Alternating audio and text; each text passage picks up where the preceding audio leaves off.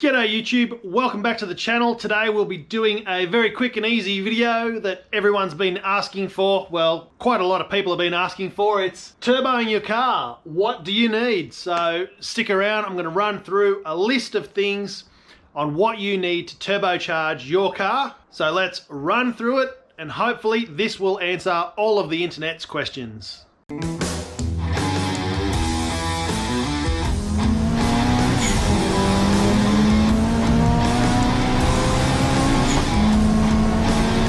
Alright, so I've been doing lots of videos on how to turbo your Honda Civic, namely the D16 versions. We've done four of them now, so, you know, getting pretty quick at it, done quite a few. I'm going to run through all of the questions that people ask all of the time, and that is what's involved in turboing your D16, what are some of the parts that I need, and how do I do it. There are lots of kits available. For the most part, the kits are okay, they're pretty good.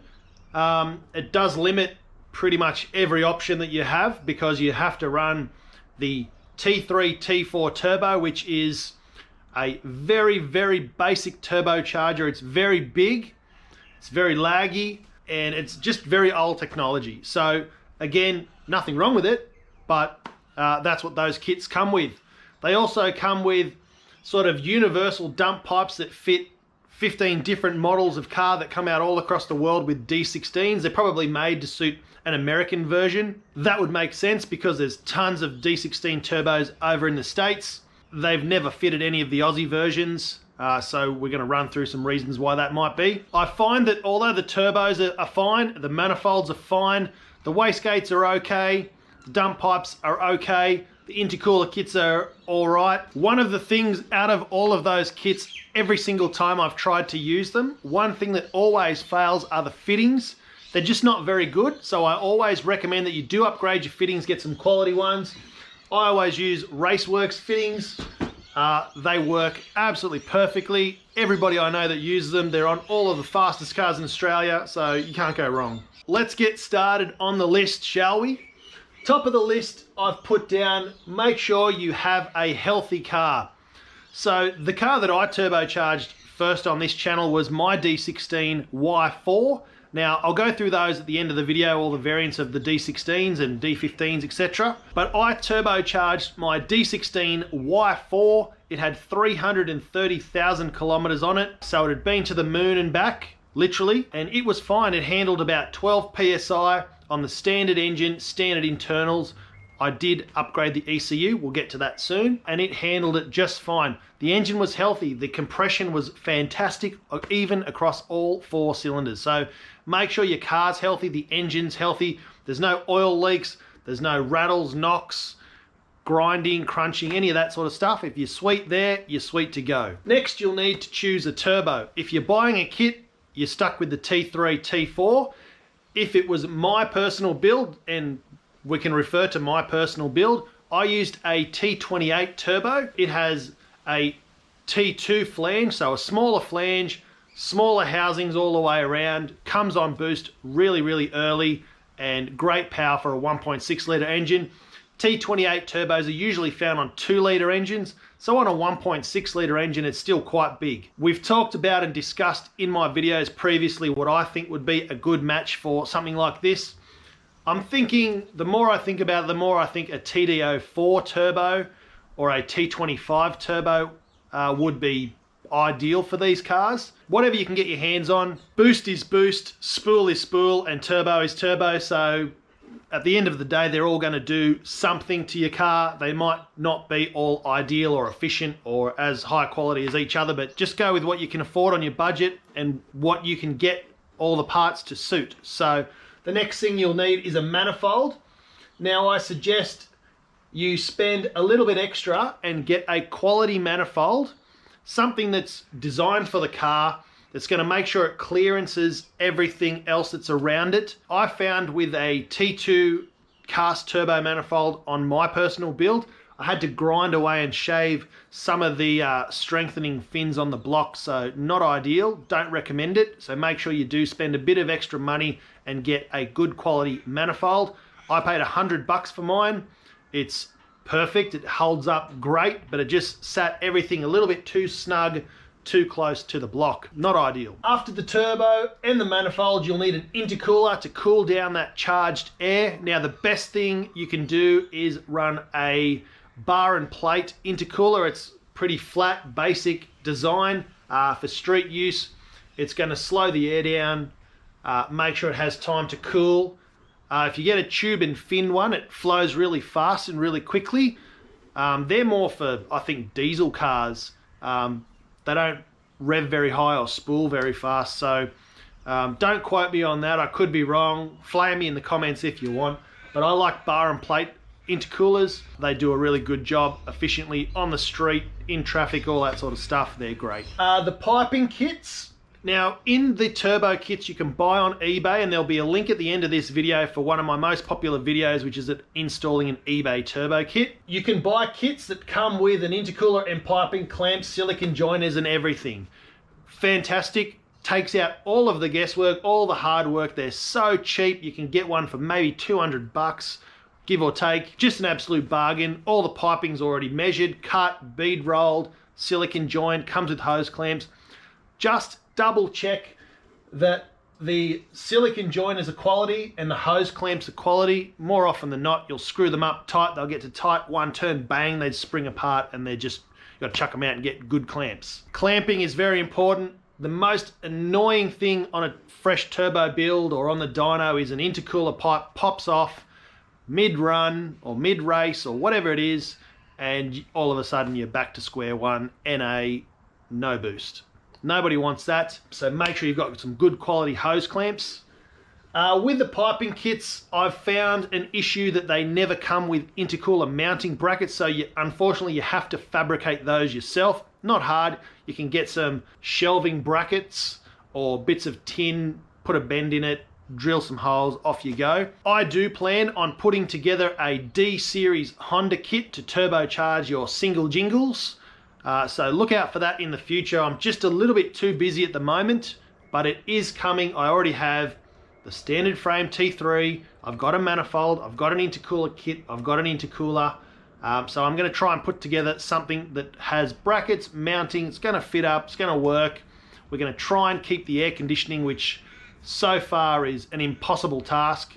It cannot be done with any of the manifolds currently on the market now. I say currently because there was and used to be some really great Grady, and I think even HKS made a kit for the D-Series, which, wow, you know, can't believe that those guys went to the effort of R&D and making an intercooler kit that bolts on with aircon, but good on them.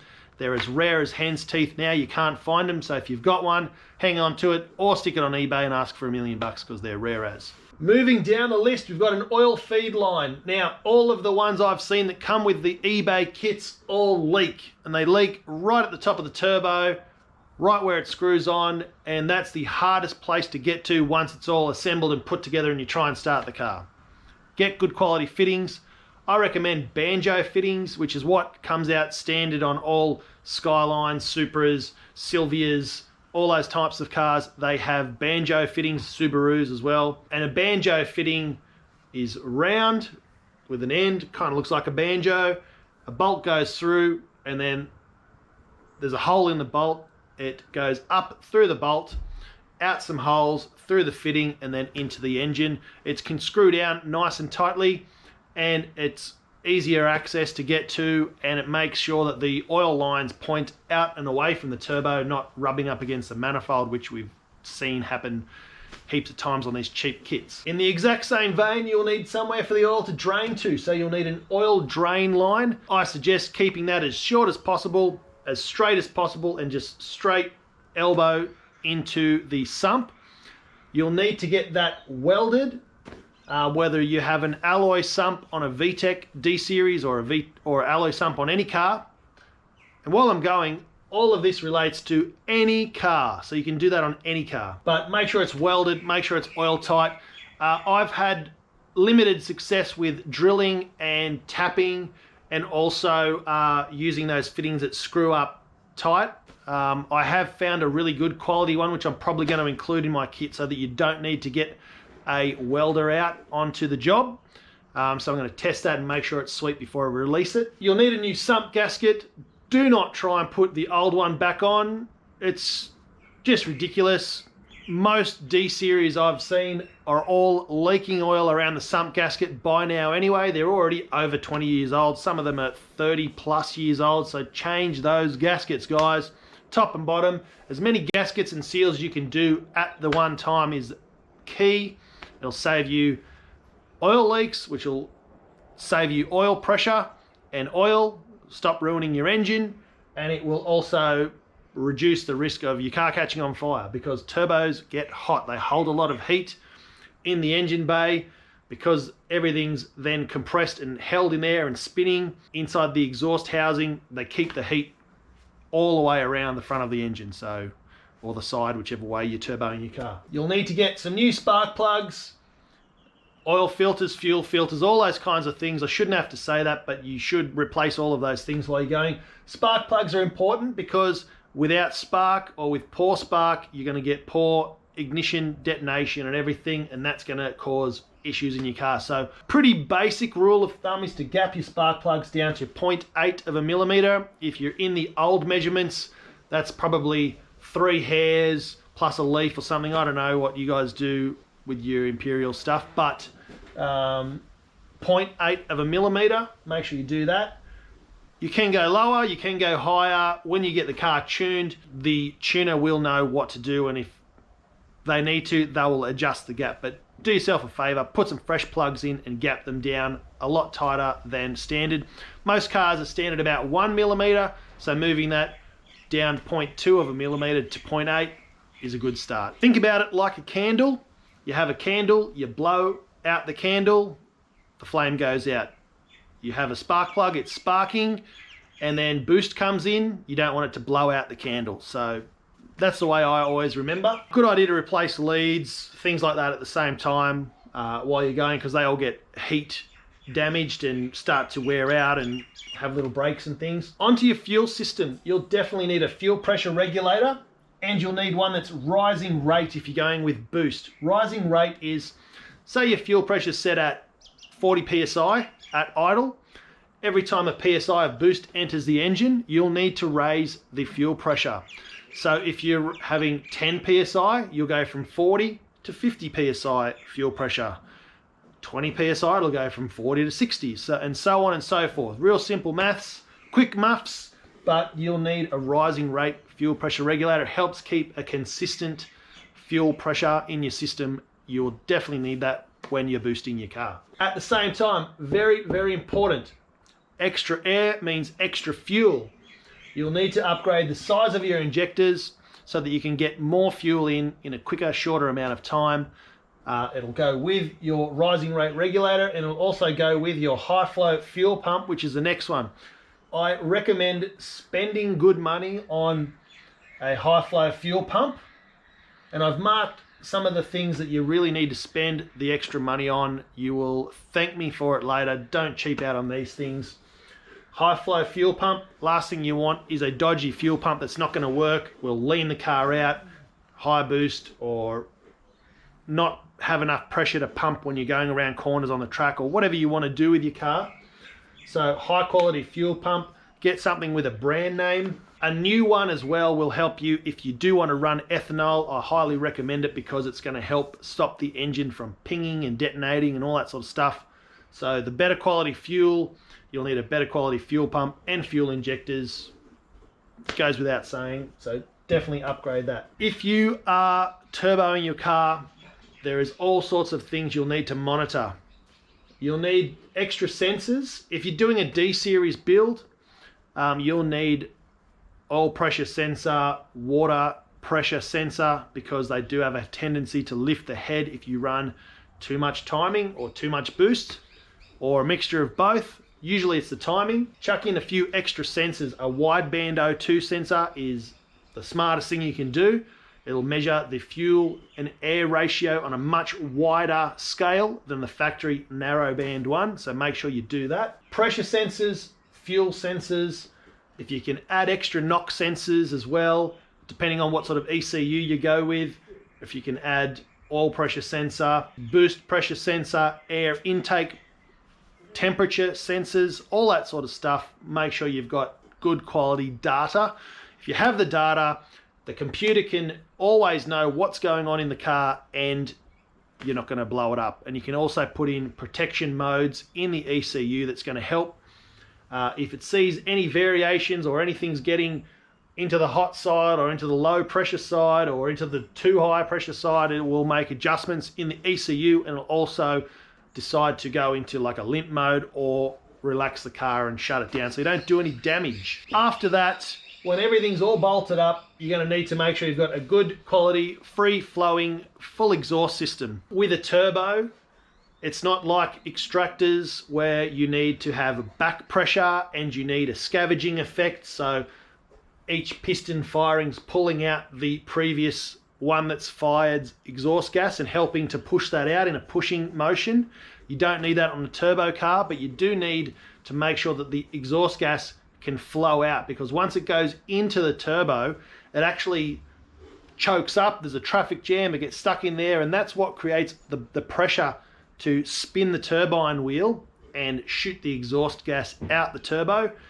Once that's happening, it's sort of forced itself out, so it will need to be able to flow after that. What happens to it after it goes out of the turbo is not so important, as long as it doesn't get bottlenecked or blocked or restricted in any way. In Australia, you do need to run a full exhaust. You do need to run a high flow cat is ideal. The government would like you to keep the stock restricted cat, but you can get around that by putting a high flow one in, which won't slow down your exhaust gases. And actually knocking out a cat is a really bad idea. If you really don't want your cat, take it to the scrap guys. I'll give you some good money for it. Put in a high flow one.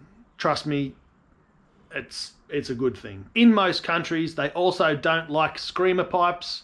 So you might want to, if you want to run one, cool, probably give yourself the provision to plumb that back in just in case. In countries like America, they like to have the exhaust straight out the bonnet, wastegate, straight up in your face. That's all well and good. It looks cool, it sounds cool, makes cool noises and flames and everything like that. But if for some reason you do blow your motor, or you do have a leak, or oil goes out of your turbo seals or something, all of that sort of stuff's going to end up all over your windscreen. You're not going to be able to see.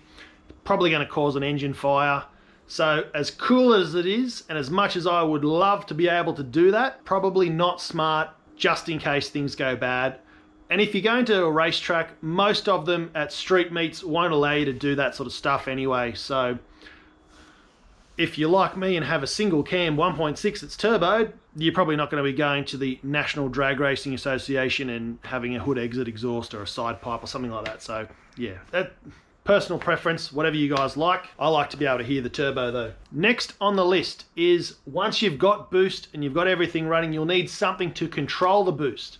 Now, whether that's a wastegate or a boost controller, electrical boost controller, or a bleed valve, or a T-piece, or whatever you want to call it, something that's quality is going to save your life, your engine, everything. Managing the boost is very, very important. So you can do that with a wastegate, which is the simplest way. You just have a wastegate that's set at a certain PSI, and then the spring opens at that sort of certain PSI, and that's how much boost you make. If you're going to manage the boost, you'll need some quality brands. Whichever brand you like, use that brand. Don't skimp out on a boost controller, because if I've seen, and I've actually purchased online branded boost controllers, come branded in a box with the paperwork, the stickers, all the laser etching, the right color anodizing, everything that looks legit as and does not work at all. It's just a fake copy.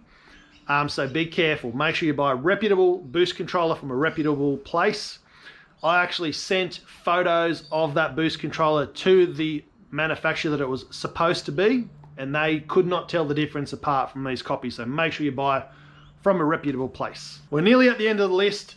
You're going to need, and I don't care what anyone says or what I've said in any of my videos previously, we've done lots of experiments, we've done lots of tests, we've ran cars with stock ECUs, they run, they work, they drive, they make boost, it's fine. To a degree, as long as you're running a low boost application, it's basically, you can do that if you just want to make some turbo noises and get a little bit of extra power.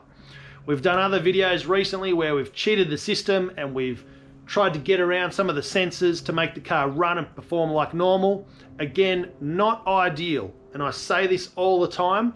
People jump on the keyboard and start firing away before they watch the end of the video and listen to my recommendations. Is always, always, always get a programmable ECU. We'll come back to that again in a second because there's tons of different types.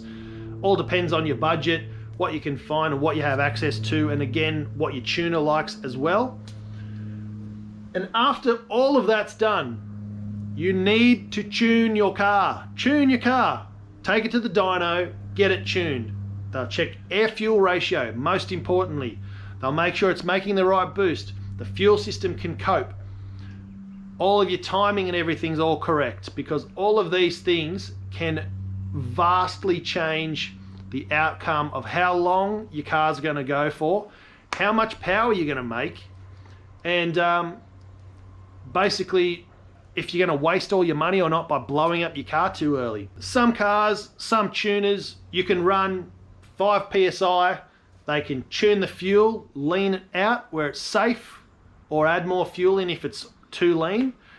They can then adjust the timing, and still staying at the same boost that you're on when you drove in there, you could make, you know, another 10, 20, 30% more power just by fine-tuning all of those settings. So it's very, very important to maximize everything that you've done. Otherwise, it's kind of a waste of money and you're kind of doing it for maybe the wrong reasons, just for a bit of noise or something, or a bit of fun. You know, you can do whatever you want. It's your car. I'm not your dad, so yeah, do whatever you like. But if you want to go fast, you want reliability, you want money well spent, then make sure you tune your car. So now that you've listened to all of that, we'll just run through a couple of very key points. You'll need to spend good quality money on a manifold, an oil feed line, oil drain. You'll need new gaskets and seals. You'll need a good quality fuel system, and you'll need something quality to control your boost. Most importantly are these two things here. Programmable ECU that's good quality, and you'll need to get it tuned. I understand majority of people that watch my channel are building a budget Honda. Now you can do all of this stuff on a budget.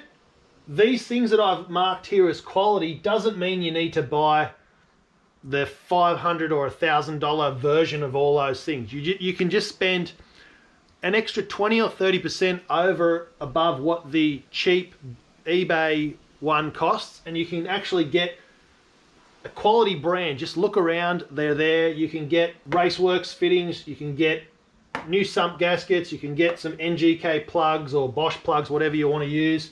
You can get a Walbro fuel pump, Bosch fuel pump, Bosch injectors, Raceworks injectors, whatever brand it is that you like, you can get those. They don't cost a lot of money. They used to be like $200 or $300 per injector. Now you're down to about $100 per injector. So, you know, spend the money on the good things that's going to save your build and your car where you can. With the ECUs, if you are in Australia and you have a non-VTEC D16, you're probably going to have a D16 Y4. A lot of people recently have been telling me that they've never heard of a Y4. Most of those people are in America. They come with a 2-pin or a 2-plug, ECU. Means you cannot get a Honda to work on that. This one, no Honda. If you have a Y8, which is the next most common one in Australia, then you can do Honda. Nice and cheap.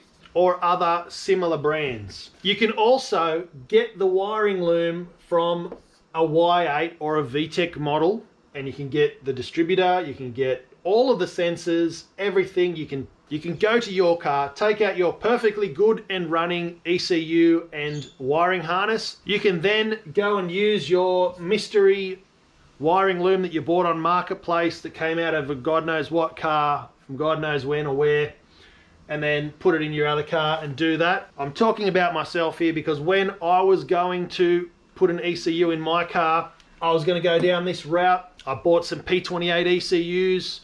I was ready to get them chipped. I was ready to go buy all the looms and swap everything around. All the plugs work. Everything's fine except the 2-pin plug and the 3-pin ECU. Although they plug into each other, you're still missing all those wires. So you can do that. You can change everything over. And if you're on a really, really tight budget and you can find a wiring harness from a car or a person that you know the history of that, then get that, put that in, run a Honda, get the car tuned and chipped, and off you go, happy days. If not, you'll need to go with an aftermarket ECU, and then the expense can double in some cases, but mostly it's about the same. When I did the math on doing it for myself, to buy a loom from a VTEC Honda and an ECU, and then get it chipped and then get it tuned, it was going to cost me around about 1,500 bucks Australian. That was for the loom and the ECU and chipping it. Then tuning it was going to cost another 1,500 bucks. For me to run a Haltech ECU and buy the sensors, get it wired in, that cost me about $3,000. So we're on par with the wiring and the ECU.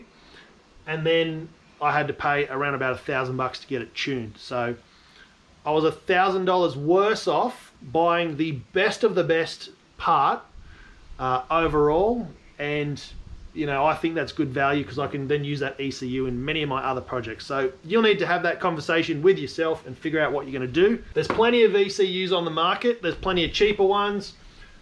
I'm actually talking to a guy over on the other side of the country who's doing some fantastic things. We're not releasing any details yet because it's not officially available, but I can tell you we do have a running and driving D16 Y4 with a 2-pin plug ECU, running and driving and boosting, making about 10 PSI, driving great, driving fine.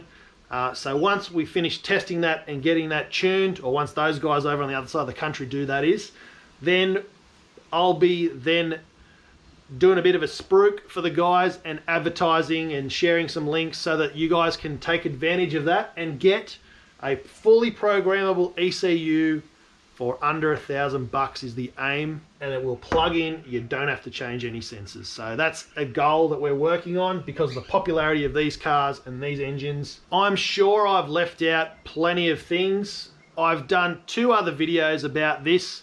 One is called Tech Talk. I'll put that in the end credits here. There'll be a click on this to watch that video window, and then I'll also put me bolting up an eBay turbo kit link as well. So there'll be 2 windows at the end of this video. You can watch them both. Please do make sure you comment, like, share and subscribe. Spool up, bring the boost, and we'll see you in the next video. Thanks for watching. See you later.